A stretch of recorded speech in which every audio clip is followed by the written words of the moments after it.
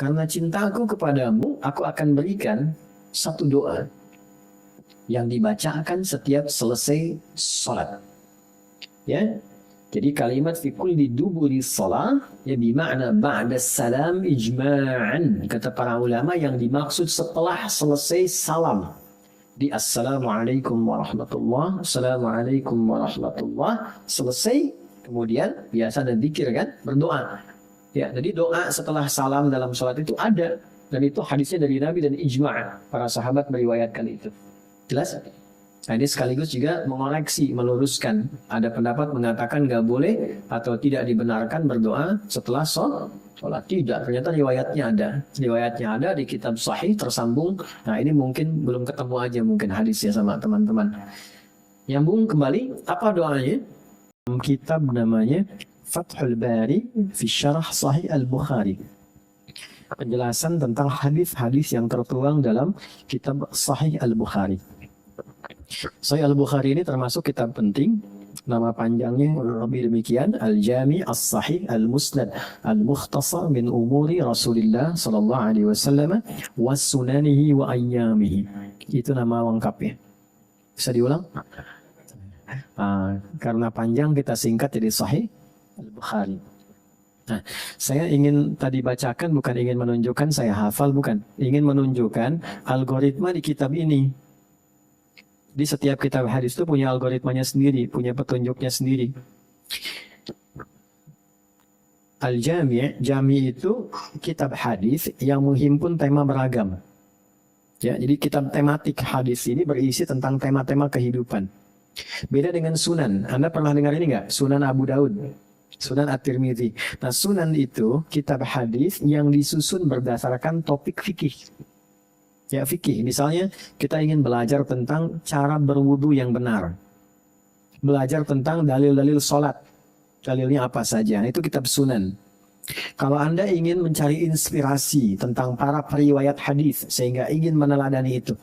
Teman-teman yang perempuan, Sayyidah Aisyah istri Nabi itu kurang lebih beliau mengoleksi 2000 hadis. Nah, itu menjadi bagian dari karakter kehidupan beliau. Sampai dari 2000 itu beliau pernah mendalami kedokteran. Sampai dikenal pakar di bidang kedokteran. Sayyidah Fatimah pakar di bidang keperawatan. Ya? Nah, dalam konteks itu kalau Anda ingin meneladani kehidupan beliau dan mengambil sebagian pengetahuan ilmunya untuk dipelajari, yang disimpulkan oleh para ulama sepertiga ilmu dunia itu ada di Sayyidah Aisyah. Maka keluarkan hadis-hadisnya, pelajari. Nah, tadi saya di depan ada anak-anak kan? Dari yang bayi sampai tumbuh gitu kan. Itu ada perjalanan anak-anak hebat di masa Nabi yang mereka punya visi panjang sampai jadi orang hebat di masa depan. Sampai dari sekian itu ada 3 orang yang masih kecil-kecil. Ya kurang lebih mungkin 5-6 tahun. Itu datang ke depan Ka'bah. Langsung berdoa mengatakan, 3-nya berkomitmen. Ya Allah, mohon jadikan aku seorang pemimpin di masa depan. Presidennya lah kalau kita. Kan?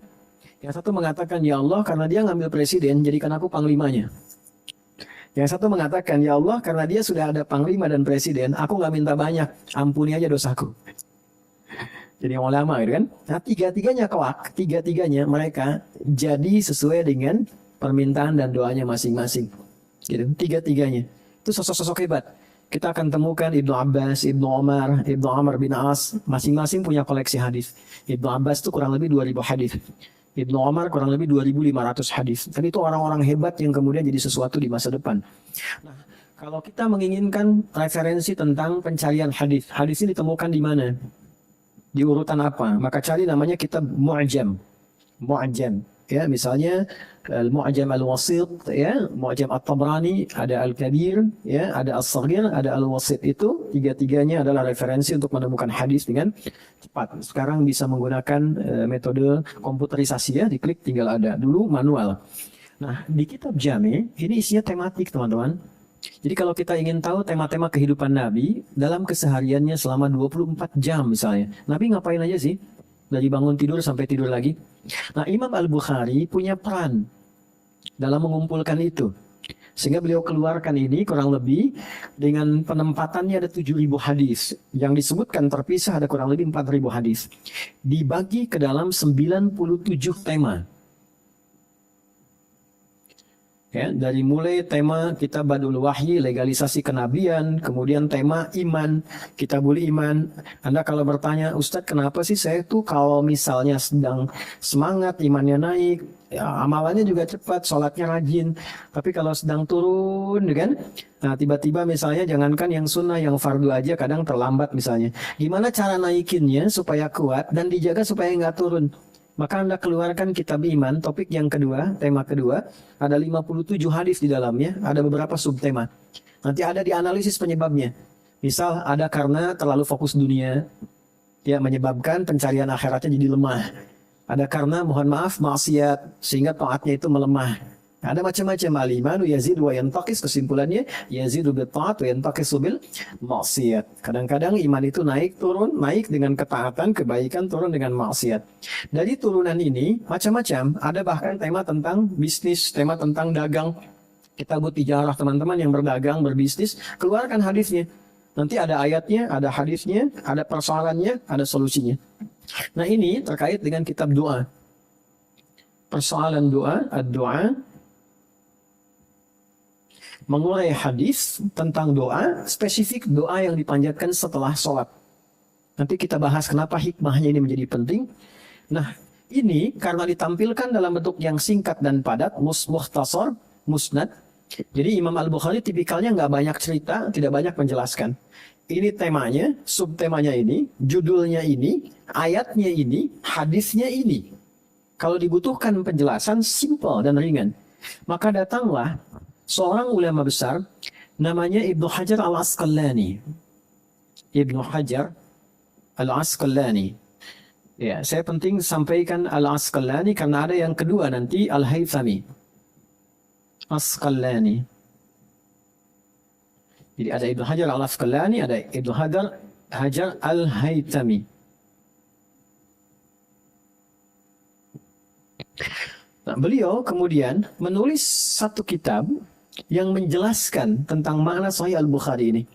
Maka beliau beli nama kitabnya, ada 16 jilid, Fathul Bari fi Syarah Sahih Al-Bukhari. Kitab saya ini saya siapkan untuk membuka Al-Bari, rahasia tersembunyi di balik karunia Allah yang maha baik dengan menghadirkan Sahih Al-Bukhari ini. Ya, fi Syarah Sahih Al-Bukhari untuk menerangkan, menjelaskan kandungan dari hadis-hadis yang tercantum dalam Sahih Al-Bukhari. Jadi teman-teman inspiratif sekali buku ini, termasuk dari jilid pertama sampai akhirnya. Jadi saking menjelaskannya, mohon maaf ya, biografi Imam Al-Bukhari itu diterangkan sampai detil. Kan jarang ada yang tahu kalau Imam Al-Bukhari itu ibundanya single parent. Ya, jadi begitu dilahirkan, ayah ibunya kompak, merawat anaknya dengan baik, usia kurang lebih 2 tahun ayahnya meninggal. Dan tidak selesai di situ ujiannya. Al-Bukhari kecil, kemudian diuji dengan penyakit, matanya bermasalah sampai buta. Jadi kesimpulan medisnya nggak bisa lihat. Nah, tapi apa yang terjadi? Ibunya tak putus berdoa. Ya, sehingga dengan doa itu dan wasiat dari suaminya, menjadikan Allah mengganti kekurangan yang terlihat di matanya dengan ketajaman mata hatinya. Jadi saking kuatnya mata hatinya itu sampai keingatan beliau, apapun yang disampaikan itu seketika ingat dan tidak lupa. Itu saking dahsyatnya. Sampai satu kali, saya coba bahas dulu ya untuk inspirasi. Satu kali, beliau ketika mulai belajar, namanya kutab. Kutab itu dulu tempat di daerah masjid untuk belajar Quran. Assalamualaikum. Jadi satu kali, ketika dikirim usia yang sangat belia, 4 tahun, 5 tahun dia, itu matanya nggak bisa lihat. Dituntun oleh asisten, masuk ke dalamnya, bergabung dengan rekan-rekannya sudah cukup agak senior, remaja dan sebagainya. Nah, lalu dibacakan surat Qaf pada masa itu. Ya, setelah selesai, gurunya tanya siapa yang hafal. Dalam satu kisah ya, siapa yang hafal? Tanpa diduga, Al-Bukhari kecil satu-satunya orang yang angkat tangan. Dipanggil ke depan, gurunya takjub. Begitu dipanggil, coba ulangi. Ini bukan sebelumnya punya hafalan ya. Bukan yang sudah hafal sebelumnya dipanggil. Ini baru dibacakan sekali, langsung hafal. Begitu dibacakan, ternyata bukan hanya sekedar bacaannya benar. Tajwidnya, makhrajnya, sifat hurufnya itu bagus sekali seperti gurunya. Sampai saking kagumnya gurunya berkata, minal an atau kama qala tadrusul hadis. Anakku sayang, kamu dari sekarang belajar hadis ya. Saking peka dan sensitifnya feeling gurunya itu. Kenapa mengatakan demikian? Karena gurunya punya kesimpulan, Quran itu mudah, gampang. Hadis tidak mudah. Jadi menghafal Al-Quran lebih mudah dibandingkan menghafal hadis. Ya, lebih mudah. Maka siapapun saking mudahnya Quran, kenapa? Karena ada jaminan dari Allah. Walaqad yassarnal Qur'ana lidzikri fahal mim muddakir. 4 kali disebutkan. Ya, di Quran surah ke-54 itu. Ya kan? Masih ingat ayatnya?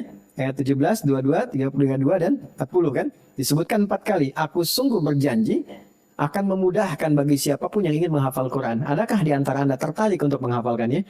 Maka ini lintas usia. Jangan sebutkan kecil, mudah menghafal. Yang sepuh pun kalau mau bisa hafal. Ada seorang nenek merasa terganggu oleh seseorang anak muda yang menghafal Quran dengan keras. Tiap hari disebutkan, tiap hari dibacakan. Kedengaran sama nenek itu.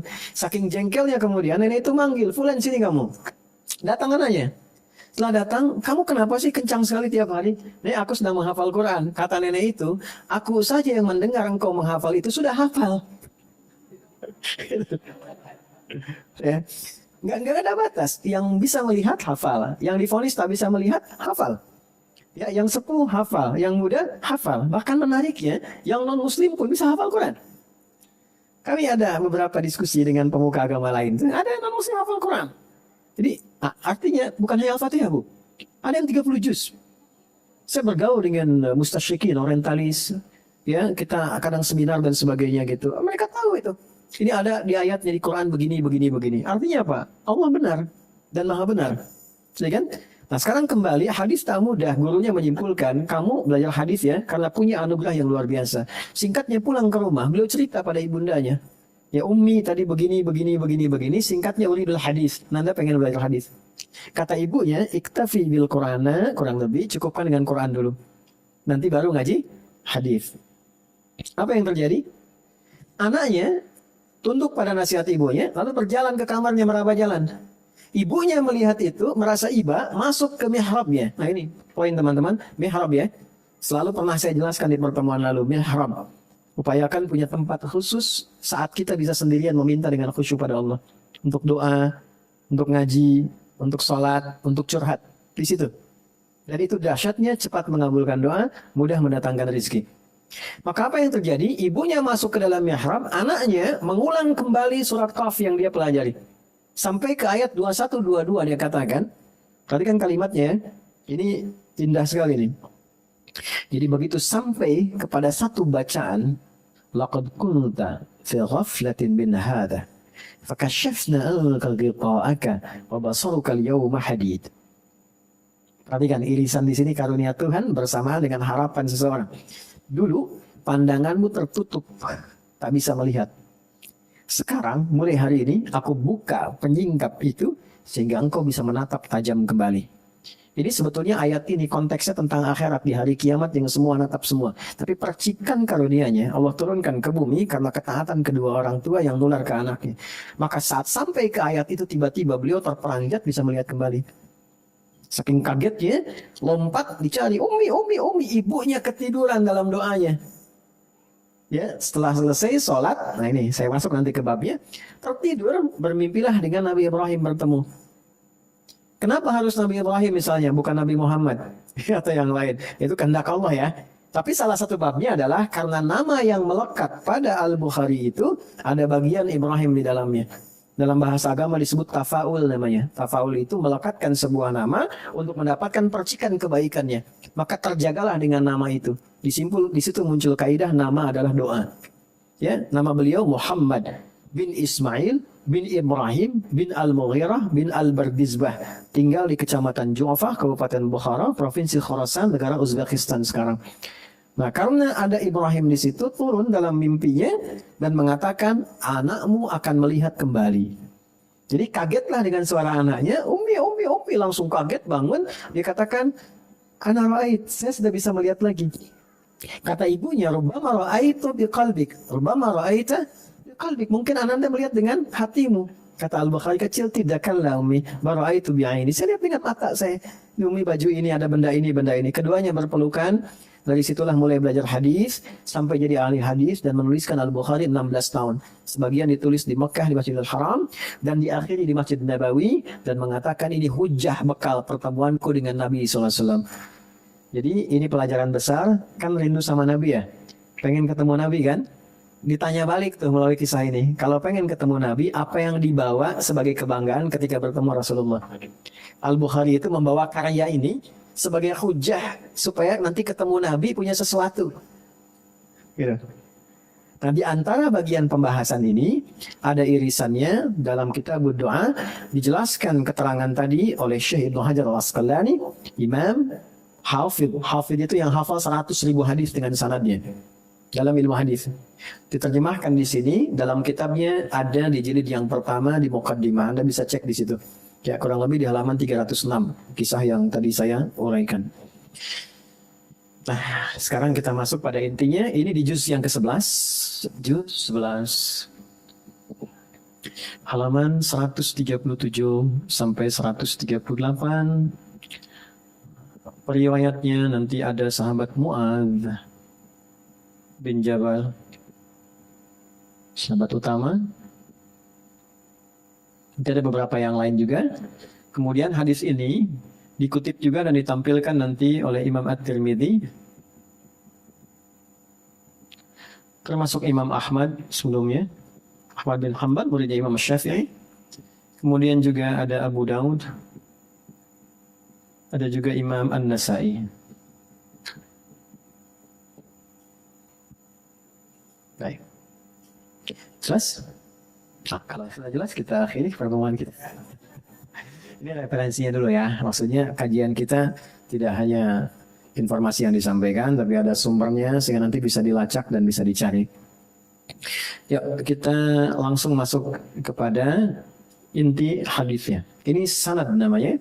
Ya, ini keunggulan dalam Islam itu ada sanad. Sanad itu referensi yang tersambung pada sumber primernya. Nah, agama kita terjaga dengan itu. Jadi semua orang tidak bisa mengarang. Ini yang memproteksi, menjaga supaya ajaran agama itu tetap orisinil. Kalau tidak, semua orang bisa berpendapat tentang ajaran agama yang dia anut. Maka Islam dari awal sudah memproteksi itu. Nggak bisa semua orang itu berpendapat tentang agama. Ada bagian-bagian yang memang sudah dijaga. Namanya sanad. Babnya ada di Sahih Muslim jilid yang pertama. Kalimatnya, laulal isnadu laqala man sya'a ma sya'a. Kalaulah tidak ada sanad, semua orang nanti bisa berpendapat sesuai dengan seleranya. Baik, satu kali Nabi SAW mendapati Mu'adz bin Jabal radhiyallahu taala anhu dalam satu keadaan, Allahu alam dalam keadaan tidak dilukiskan, bertemu dan mengatakan, perhatikan kalimatnya indah sekali ya kalau di bahasa kita itu, Mu'adz, karena cintaku padamu, seorang sahabat Nabi loh, level tertinggi, ya kan? Memberi contoh pada kita, kalau punya sahabat, apapun dan bagaimanapun statusnya, cintai dia. Karena sahabat Nabi itu beragam, nggak sama. Status sosialnya beda-beda. Bilal tidak seperti Uthman. Siapa Bilal dibanding Uthman? Uthman kayanya luar biasa. Abdurrahman bin Auf tak terkira hartanya.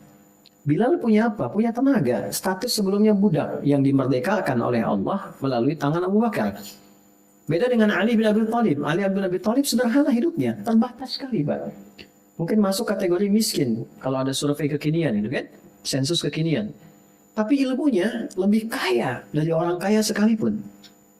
Pertanyaan terdekatnya adalah, apakah Nabi memberikan perlakuan berbeda pada golongan sahabat ini?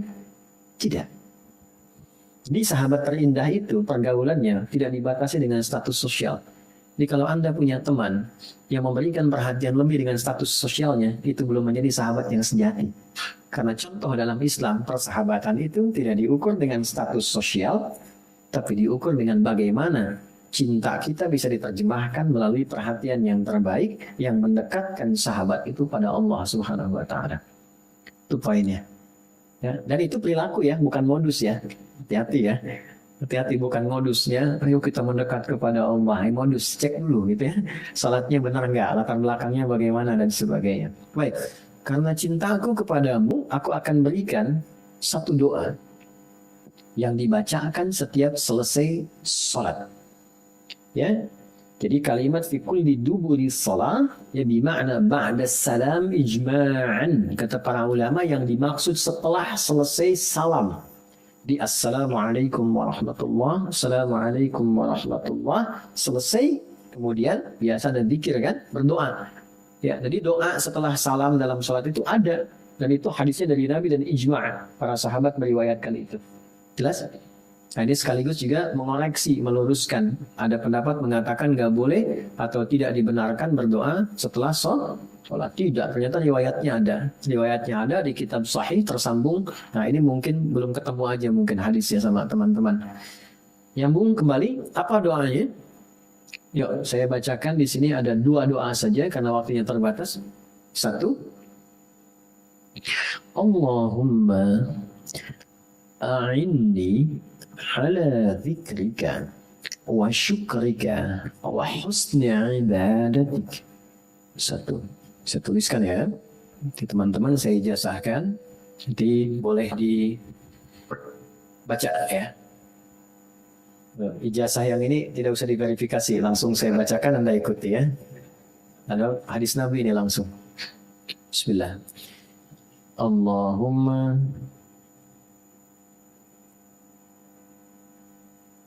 a'inni bismillah. A'inni ala dzikrika wa syukrika wa husni ibadatik. Ya, kita campur-campur aja ya. Allahumma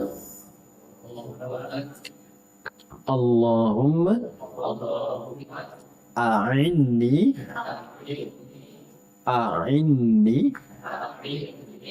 ala dzikrika wa syukrika. Ini sin besar ya, tanda ke bawah ini di khotrokah itu sin besar. Wa syukrika ya. Wa husni ibadatik. Oke. 1, 2, 3. Jadi minta 3 hal setelah sholat. Oke, pelan-pelan. Kita masuk ke adabnya dulu. Allahumma. Oke. Gak usah diulang. Oke. Apa artinya? Allahumma. Ya Allah. Apa artinya ya Allah? Allahumma. Baik. Allahumma itu bentuk halus dan tawadhu dari kata ya Allah.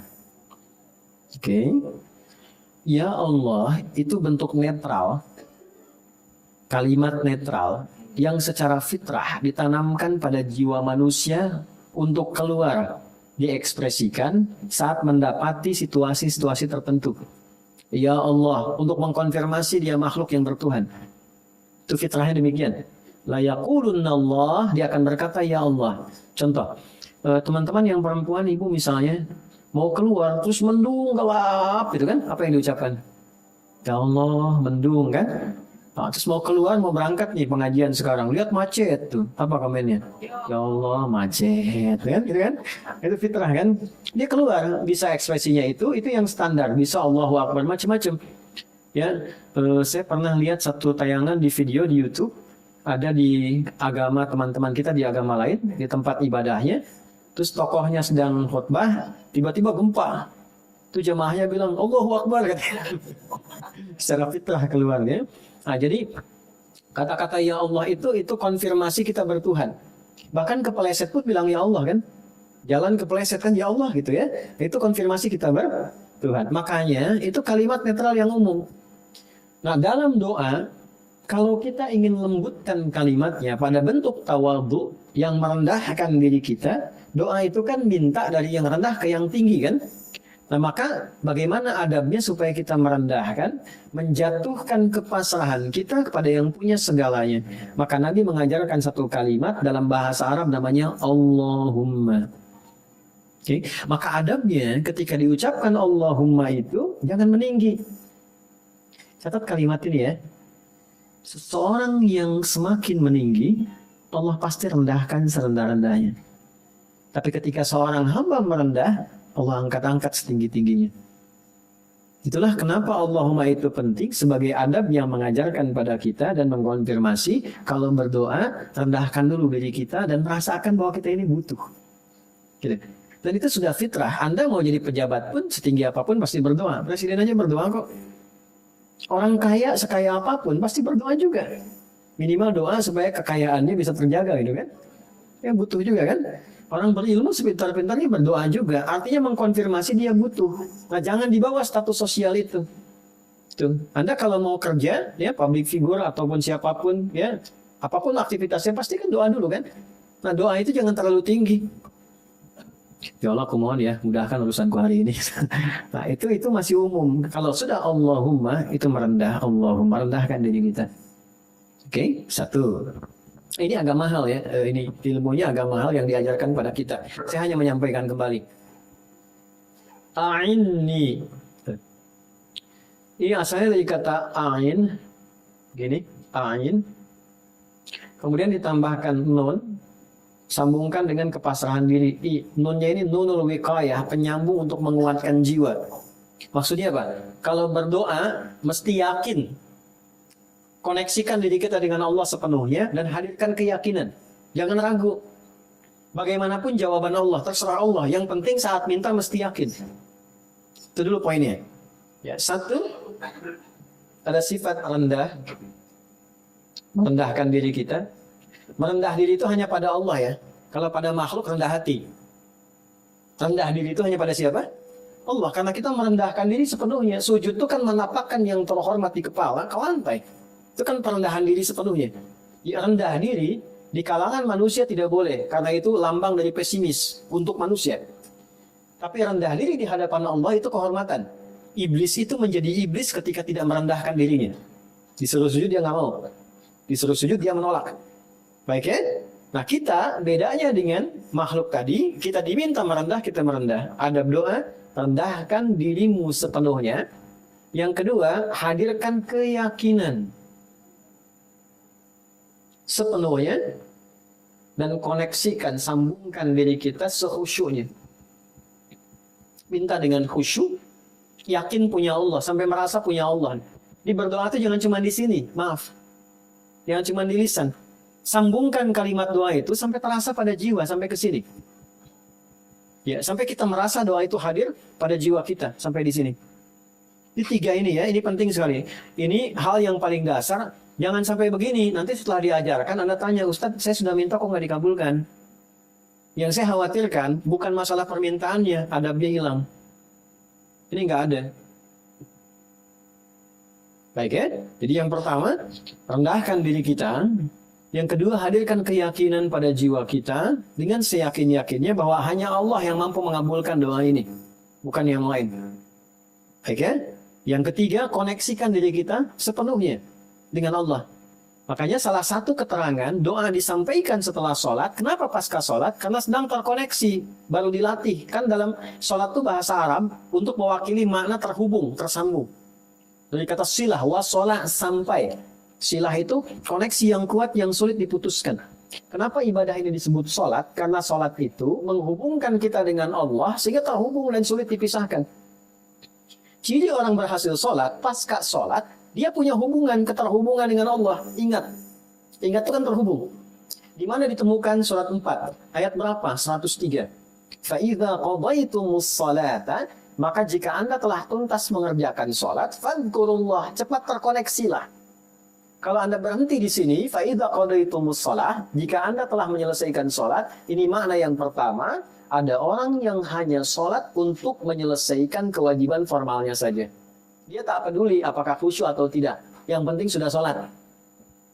Ya, nah, kalau nggak disebutkan kapan, siapa, dan di mana, ini menunjukkan di setiap masa akan ada orangnya. Dan setiap orang akan ada masanya.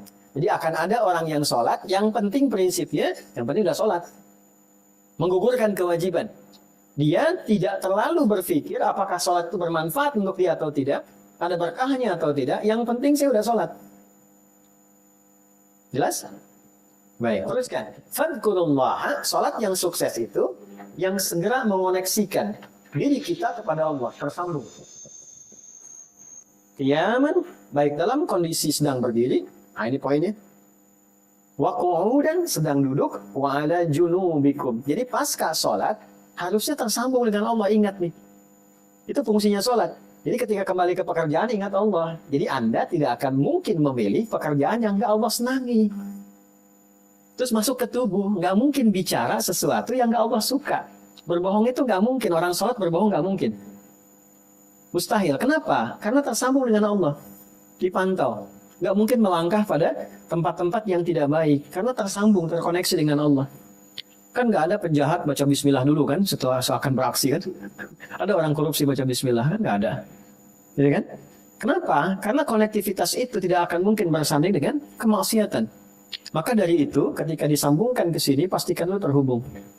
Ya, satu, setelah merasa nyaman, merasa punya Allah, kita merendah, baru kita bacakan. Nah, yang diminta itu 3. 1, Allahumma a'inni. A'in itu beda dengan misalnya asta'in, iyyaka na'budu wa iyyaka nasta'in. A'in itu permohonan ingin cepat. Ya Allah, aku yakin dengan kuasa-Mu. Aku yakin hanya Engkau lah satu-satunya Tuhan yang aku sembah yang akan menjawab doaku. Aku mohon ya Allah, lekaslah, percepatlah, anugerahkanlah padaku dengan cepat hal berikut ini. Ya, teman-teman nanti coba cek ya, setiap nabi yang berdoa di dalam Al-Quran, yang ditampilkan maksudnya dalam Al-Quran, itu algoritmanya tidak keluar dari 3 bagian ini.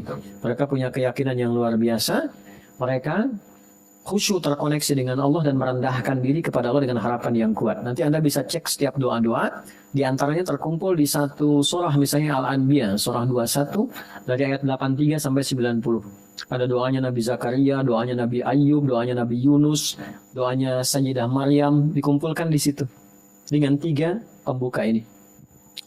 Oke, sudah paham, kita masuk pada bab yang ini. 1, Ta'inni ala dzikrika. Ya Allah, aku mohon padamu dengan segala kerendahan diriku sebagai hamba, dengan keyakinanku bahwa Engkau pengabul doa. Mohon ya Allah, anugerahkan padaku dengan segera 1, kemampuan untuk selalu terhubung denganmu. Kemampuan untuk selalu terhubung denganmu, berzikir kepadamu. Zikir itu terhubung. Saya kasih logika begini.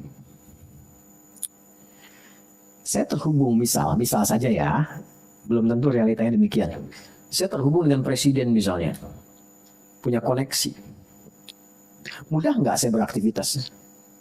Sangat mudah, karena punya akses ke presiden. Ya, mau masuk kementerian, diminta ID, telepon presiden. Ya kan? Ya, ada butuh sesuatu dipersulit, punya akses dan orang tahu, oh dekat presiden, nggak dibilang pun langsung dipermudah. Bagaimana yang dekat dengan Allah? Yang tidak ada batas dalam pemberian, tidak punya sulit dalam pemberian solusi. Nah, maka pesan penting yang pertama ini adalah terkoneksi dengan Allah sesungguhnya memberikan kemudahan dalam berkehidupan. Jadi ketika Nabi mengajarkan 1 bagian, ya, itu sebetulnya ingin memberikan gambaran kepada kita untuk memudahkan kehidupan kita apapun profesi dan aktivitas yang dijalani. Intinya adalah berupaya tersambung sampai kita merasa punya Allah. Itu nggak mudah, teman-teman. Jadi kalau hidupnya ingin mudah, ini kesimpulan cepat ya. Kalau hidup ingin mudah, tersambunglah sampai kita bisa menyimpulkan saya punya Allah. Itu mahal sekali, nggak bisa dinilai apapun. Kalau sudah merasa punya Allah, segalanya kecil. Masalah seberat apapun, kalau saya, Anda, kita merasa punya Allah, itu ringan. Masih ada Allah, pasti selesai kok. Kontrak belum beres, ada Allah. Allah pasti berikan yang terbaik daripada ini, dan disiapkan yang lebih daripada ini. Nah itu poin yang tertinggi itu. Jadi kalau sudah terkoneksi dengan Allah dan punya Allah, dan itu yang kurang sekarang. Kenapa dicurahkannya di media sosial? Ditumpahkannya di podcast. Saya ingatkan ya sama teman-teman semua nih, kalau masih ingin belajar nih dengan baik, jangan mencurhatkan dan menumpahkan informasi sensitif yang penting di ranah publik yang terbuka. Karena saat persoalan itu selesai secara personal, kita tidak bisa menyelesaikan itu dan meralatnya secara sosial. Dan di era sekarang itu diakses oleh keturunan berikutnya. Kalau punya masalah, ada bagian yang bahkan Allah declare-nya begini, aku sudah tutup, kenapa engkau buka? Di antaranya masalah rumah tangga. Jadi kalau ada masalah rumah tangga terjadi malam, kata Nabi, jangan diungkit keluar. Kalau kita bisa tutup tuh, sampai siang, sampai kiamat pun Allah tutup. Kalau punya masalah siang, jangan terbuka malam. Artinya sehari itu pun tahan. Kalaupun perlu curhat, Allah tahu itu. Sangat tahu. Ada dua jenis curhatnya. Langsung curhatkan pada Allah. Itu Quran surah ke-12 ayat 86 misalnya. Nabi Yakub pernah dengar kan? Masalah rumah tangganya kan kompleks sekali tuh. Ya sampai beliau nangis, nangisnya sampai matanya buta, Anda bayangkan. Ya, saya gambarkan ini ya Bu, teman-teman. Kebayang nggak seorang figur di rumah tangga yang menyimpan beban yang sangat berat, nangis sampai nangisin itu matanya buta. Udah sampai ke level itu belum?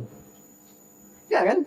Kan nangis itu ada yang keluar ekspresinya, suaranya, wah itu anak-anak disebut buka namanya.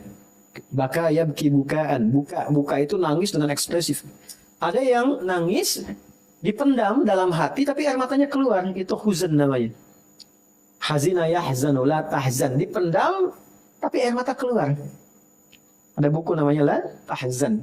Jangan banyak memendam kesedihan sepanjang kau merasa punya Allah. Tapi caranya bagaimana gitu kan? Ada yang dipendam, air mata nggak keluar tapi sakit, itu bathun namanya. Bathun. Ya, kata Nabi Yakub, innama ashku bathi wa huzni ilallah. Aku tuh kalau punya masalah berat yang terpendam di jiwa, atau air mataku sampai mengalir walaupun tak ada ekspresi pada wajahku, aku hanya curhatkan pada Allah. Aku hanya percaya Allah. Aku punya Allah. Dan itu yang terjadi di semua orang-orang soleh. Jadi kalau ada persoalan, langsung. Nah, jangan buka keluar. Atau yang kedua, diberi jalan oleh Allah untuk mencari solusi dengan penjelasan yang membuat kita mengerti dan mengambil langkah yang benar. Itu pun terbatas. Ada di Quran surat 4 di ayat 35. Fa in khiftum shiqaqa bainihima fab'athu hakaman min ahlihi wa hakaman min ahliha yurida islahan yuwaffiqillahu bainahuma. Paham? Tidak. Jika Anda punya persoalan serius di rumah yang berpotensi memecah Anda, maka carilah orang bijak dari keluarga yang bisa mewakili dua keluarga. Cari orang bijak cerita sehingga bebannya nggak sendirian. Makanya kalau nanti jadi wali, jadi wali nikah, itu jangan sembarangan, karena di antara fungsinya memberi masukan saat ada persoalan, bukan hanya mendampingi. Ya, jadi saksi sah nikahnya atau kemudian menikahkan, tapi ada fungsi perlindungan di dalamnya. Yang kedua, cari sosok-sosok yang memang memberi solusi. Kiai yang saleh misalnya, ustadz yang benar, yang bisa menjaga informasi, tapi juga terukur pengetahuannya banyak dan bijak. Ada yang banyak tapi nggak bijak. Ada yang bijak tapi nggak banyak. Awas, hati-hati ya. Hati-hati nih. Nah, kalau sudah ada seperti itu, bicara, minta solusi. Nah, jangan dibuka ke publik. Ketika dibuka, itu Allah soal. Aku sudah tutup, kenapa engkau buka? Tuh, ada di ayat 34 gitu. Fasalihatu. Cuman menariknya itu pada perempuan. Penekanannya, walaupun sama-sama laki-laki juga dapat. Kan An-Nisa itu perempuan-perempuan kan? Bukan laki-laki kan? Tapi laki-laki punya kewajiban itu. Saya cari rahasianya apa? Ternyata ada dua. Satu, fitrahnya ketika perempuan menyatu dengan laki-laki sebagai suami istri, keadaan suami akan terbawa oleh istri, termasuk jabatan ataupun status sosial yang melekat pada suami. Tidak sebaliknya. Contoh, suami menjadi bupati diangkat, maka otomatis istrinya menjadi ibu bupati. Suaminya camat, istrinya ibu camat. Padahal yang camat siapa?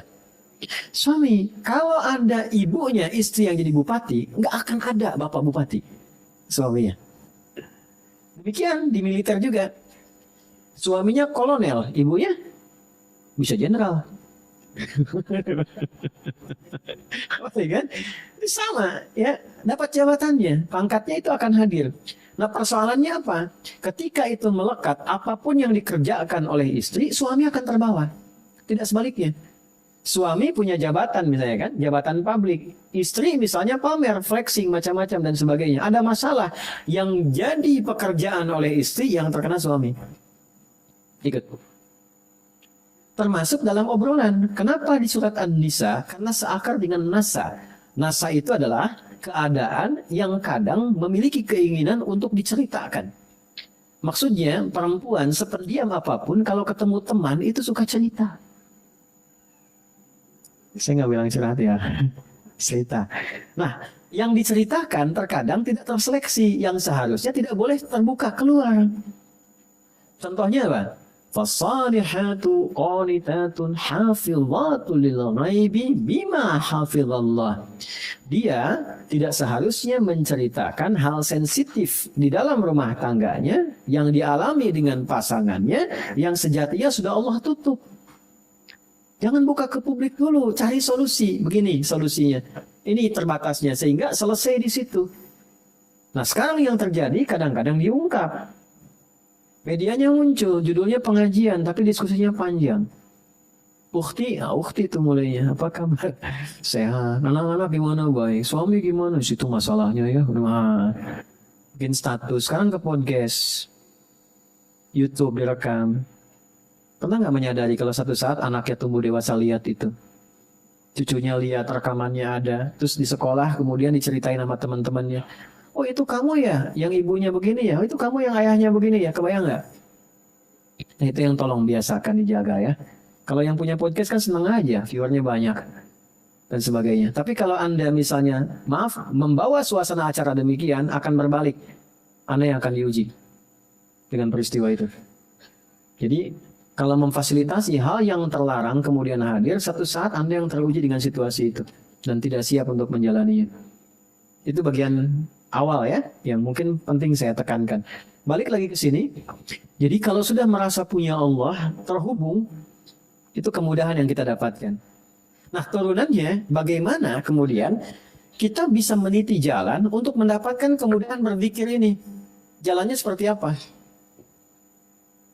Kan kita minta ya Allah, anugerahkan aku pertolongan-Mu dengan segala kekuatan dan pengabulan doa yang cepat dari-Mu, agar aku selalu mampu terkoneksi kepadamu, terhubung dengan-Mu. Zikir. Apa tandanya orang sudah bisa terhubung dengan Allah? Cirinya bagaimana? Nah, jalannya bagaimana? Hah? Karena kan banyak orang yang tiba-tiba ke pohon, orang ke laut, macam-macam. Kan mesti ada jalannya kan? Kalau nggak diterangkan nanti orang bebas kan? Dan merasa punya kesimpulan terhubung dengan Allah. Itu yang dijelaskan Mbah Hashim. Mbah Hashim itu ada tuh Syekh Haji Muhammad Hashim bin Asy'ari itu punya kitab 17.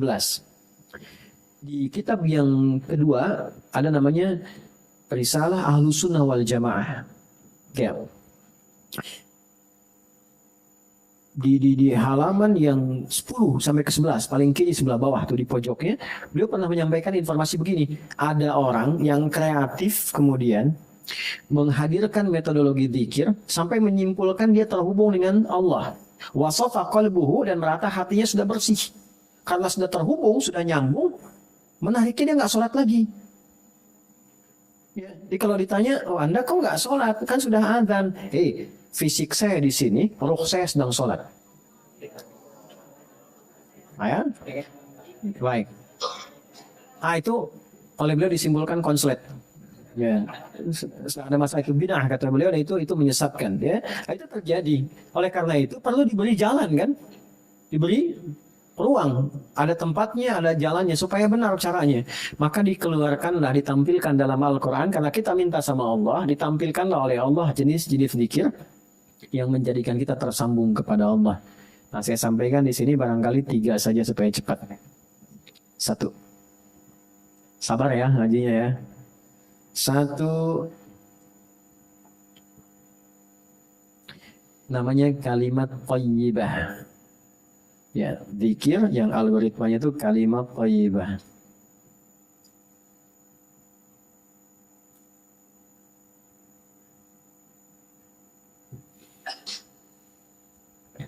Oke.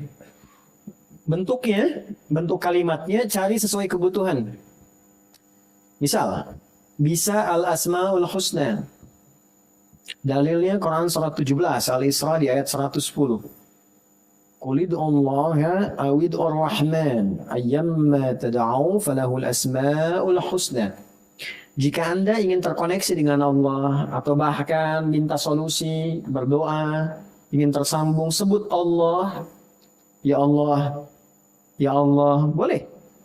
Atau Ar-Rahman, ya Rahman, ya Rahman. Atau pilih satu nama yang sesuai dengan kebutuhan kita, dan dengan itu Allah jawab sesuai dengan masalah kita. Namanya Al-Asma'ul Husna. Husna itu bukan sekedar indah. Husna itu seakar dengan hasanun, hasanun, hasanah, husnun, ihsanun. Nama yang mengandung sifat keagungan Allah yang indah, yang mengabulkan setiap persoalan yang dirasakan oleh hamba dan diberikan jawaban sesuai dengan kebutuhan persoalan itu. Contoh, misal kita butuh saat bekerja dimudahkan rezeki, sebut ya Razzaq. Ya Allah, ya Razzaq. Jelas? Misal sedang belajar anak-anak, ingin ditambahkan pengetahuan yang kuat, sebut ya Allah, ya Alim, pemilik pengetahuan. Misal, sedang ada persoalan yang tak mudah, kita minta solusi, dibukakan kemudahan, kelancaran, kesulitan dihilangkan. Al-Fattah, ya Allah, ya Al-Fattah. Misal, ingin mendapatkan kelapangan hati, sehingga setiap persoalan bisa diterima dengan lapang, dengan tenang. As-Sabr, ya Allah, ya Sabr. Sedang punya masalah, pengen sabar, sebutkan ya Allah, ya Sabr. Ya Allah, ya Sabr. Nah, disebutkan bukan hanya di lisan, karena dzikir itu kan tersambung. Lisan itu pengucapan yang diungkapkan untuk membantu supaya hati tersambung. Sebutkan sekali, 2 kali, 3 kali, sampai hati merasa nyambung. Makanya Nabi kasih latihan 33 kali, sampai nyambung. Masa disebutkan 33 kali nggak ingat juga? Ikuti, kerupuk. Ikuti, kerupuk. Kerupuk. Kerupuk. Kerupuk. Kerupuk. Ulangi. Ingat nggak kerupuk? 5 kali. Masa subhanallah, alhamdulillah 33 kali nggak ingat Allah juga. Butuh berapa kali lagi? Ya? Nah, kadang setiap kita bisa berbeda. Makanya ada orang datang, ulama yang tahu, yang peka bilang, baca 100 kali ya. Yang ini baca 20 kali ya. Ini baca 30 kali ya. Kenapa? Dengan latihan sampai ke situ, hati nyambung. Jelas ya? Nah, tapi baca sesuai kebutuhan. Ingin menghafal Al-Asmaul Husna, nggak apa-apa. Tapi kalau ingin mohon, cari yang paling efektif, yang sesuai dengan kebutuhan kita. Ya, kalau nggak butuh, ya sober, nah minta masalah tuh. Karena lawannya kan masalah. Gitu ya? Paham ya? Oke. Misal yang kedua, ada lagi misalnya kita ingin meminta kesuksesan yang membuat segala itu menghadirkan keindahan, kebahagiaan, dan Allah ridha. Masya Allah. Ya, Masya Allah. Ingin dibebaskan dari was-was yang membuat kita sering ragu dalam ibadah. Subhanallah. Ingin diberikan kelapangan syukur. Dengan syukur itu nikmat nambah terus. Alhamdulillah. Latihan sampai kita tersambung dengan Allah. Itu kalimat thayyibah. Itu latihannya. 2. Al-Quran. Oh, nggak ada yang lebih indah dari Al-Quran. Insya Allah. Al-Quran itu dahsyatnya. Jangankan kita baca. Dengar orang baca, sudah ingat Allah kita. Coba buka Murattal tuh. Syekh Sudes baca Quran. Musyad Rasid baca Quran. Syekh Surem baca Quran. Dibaca, langsung menghujam ke hati kan. Langsung ingat tuh. Tiba-tiba ada yang nangis, ada yang tenang, baru dibacain. Itulah indahnya Quran. Apalagi baca sendiri. Apalagi sedang punya masalah. Ambil wudhu, bawa mushaf, buka. Dahsyatnya, kadang baru buka, itu ayat yang terbuka sesuai dengan apa yang kita alami. Kadang-kadang demikian. Baca. Kalau tahu kemuliaan ayatnya, baca ayat-ayat yang sesuai dengan kebutuhan kita. Misal sedang punya masalah yang kompleks, yang orang kadang juga meragukan itu, kadang mencela kita, kadang membuat kita pesimis, keluarkan Ad-Duha dengan Al-Insyirah. Sedang ada masalah di rumah, pergaulan, belum kompak dengan kakak, dengan adik, dan sebagainya, keluarkan surat Yusuf. Ya. Misal ada persoalan di pekerjaan dan sebagainya, ingin dimudahkan, baca surat Al-Waqiah. Keluarkan. Kalau belum tahu, beli buku-buku yang terkait dengan itu. Kan sudah banyak sekarang bahasa Indonesianya. Baca dulu, sedang gundah, sedang apapun ingin terkoneksi dengan Allah ini. Kalau tak tahu, Al-Fatihah. Ya, betul. Al-Fatihah. Karena itu ringkas intisari Al-Quran di Al-Fatihah. Bacakan sampai kita merasakan bahwa jiwa kita sekarang tersambung dengan Allah. Kita punya Allah. Maksudnya itu, saya punya Allah. Bacakan itu. Ya, jelas ya? Itu Quran. Upayakan Al-Quran. Gak ada yang paling indah bacaan itu selain Al-Quran. Kalau nggak percaya silahkan ya. Anak-anak, teman-teman, anak-anak kita semua boleh diajarin Quran tuh. Terus misalnya teman-teman pulang dari kantor ya, atau dari pekerjaan tuh, kena macet, pusing apa, tiba-tiba lihat anak atau cucu, usia 3 tahun, 4 tahun, dia sedang mengulang-ulang, walaupun ayat itu biasa, Qul huwallahu ahad, itu hilang semua penatnya. Yang ada cuma pengen meluk, gitu ya. Gitu. Itu luar biasa. Pernah nggak ngantar ke sekolah, baca Quran sama-sama? Barengan, ya sebentar ya. Gitu ya. 5 menit ya. Pernah nggak gitu ya? Coba barengan baca Quran, sampai terkoneksi. Oke, yang terakhir, yang ketiga pada bagian pertama ini sholat. Dan saya akhiri di sini. Nanti penjelasan setelah penjelasan karena sudah ada panggilannya. Sholat.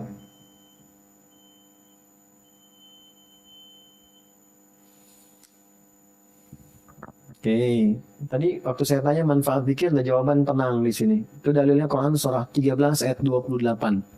Ala bidzikrillahi tatma'innul qulub. Yakinkan pada hatimu yang paling dalam. Ala itu bukan sekedar huruf ikhbar, huruf memberi informasi, tapi huruf taukid.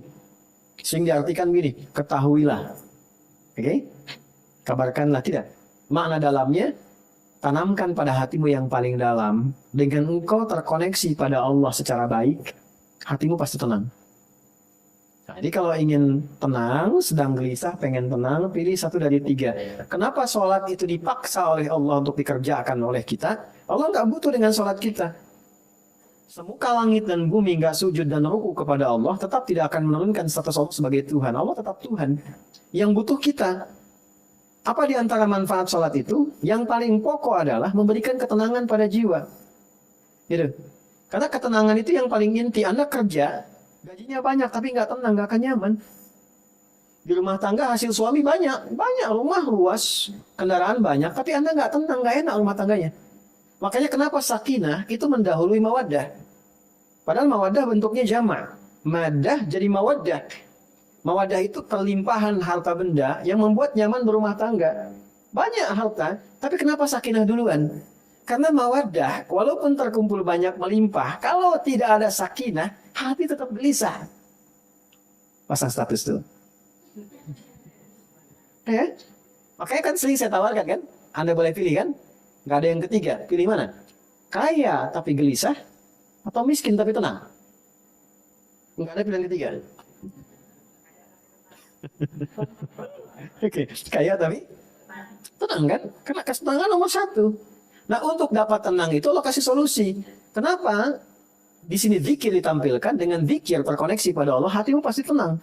Sampai merasa punya Allah. Jalannya bagaimana? Sholat. Dari mana tahu kalau sholat itu bagian dari skema mengoneksikan pada Allah? Di Quran surah 20, Taha ayat ke-14.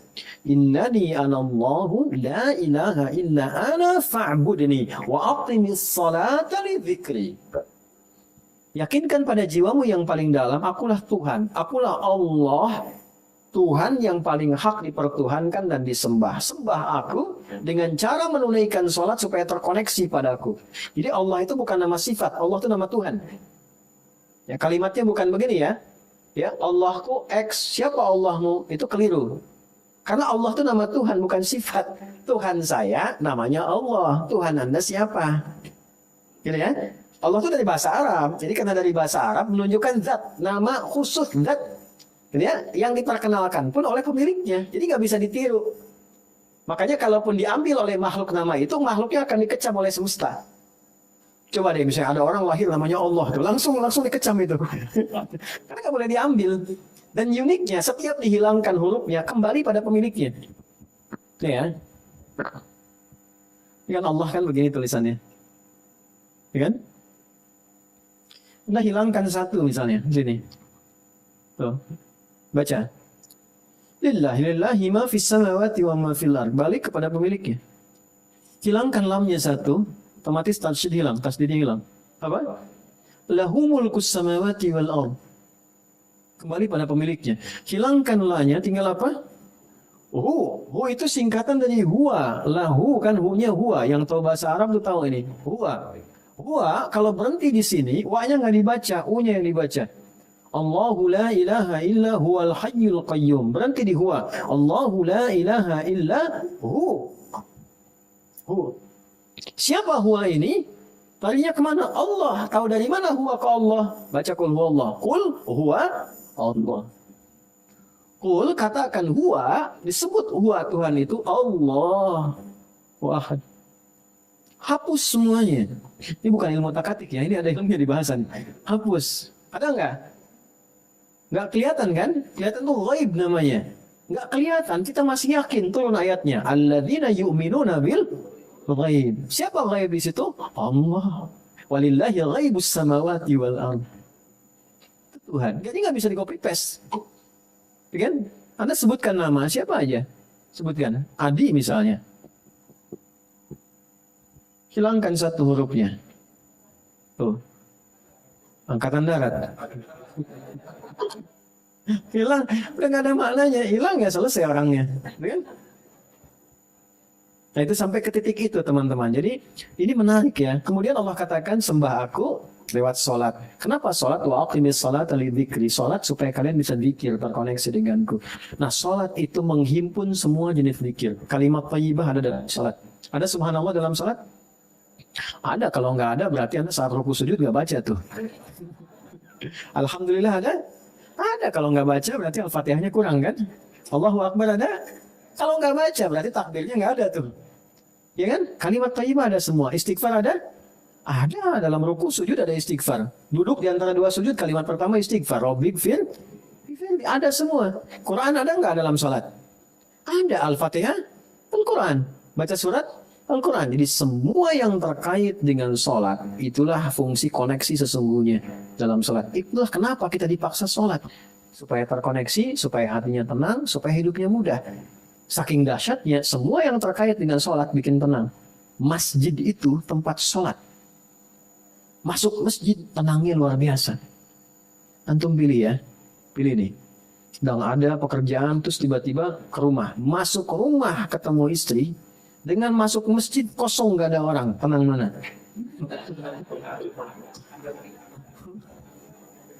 Istrinya di masjid.